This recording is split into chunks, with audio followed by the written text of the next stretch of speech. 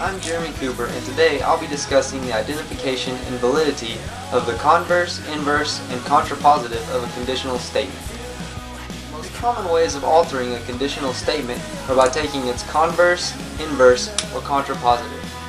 Being able to discern the validity and identify these three things is an important part of the field of logic, which we teach in our high school geometry classes. The converse of a conditional statement is found when we take the hypothesis and the conclusion of that conditional statement and rearrange their order to make a true statement.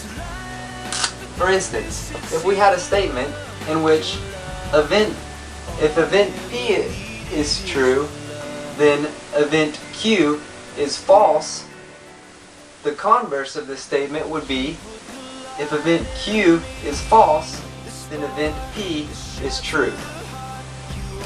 A more concrete example would be the statement, if it's raining outside, then there is no soccer practice. Our hypothesis would be, if it's raining, and our conclusion would be, there is no soccer practice. The converse of this statement would be, if there is no soccer practice, then it's raining outside. This is clear to see that we have switched around the order of the hypothesis and the conclusion.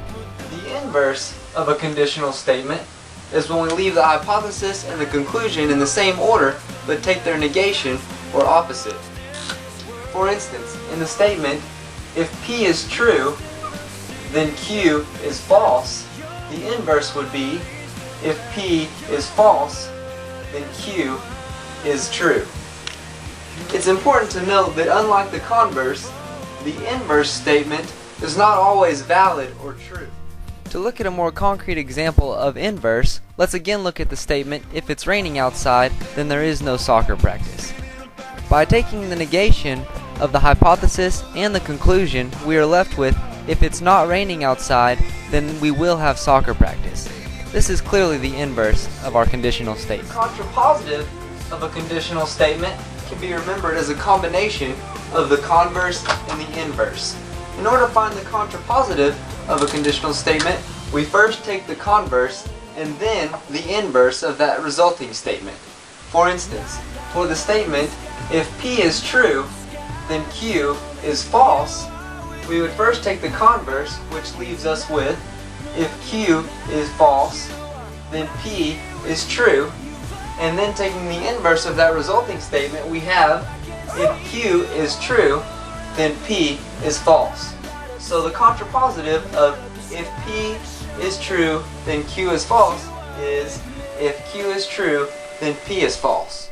For an example of the contrapositive, we will use the statement, if it's raining outside, then I need an umbrella. In order to obtain the contrapositive, we need to switch the order of the hypothesis and the conclusion, as well as take their negation, which leaves us with, if I don't need an umbrella, then it's not raining outside.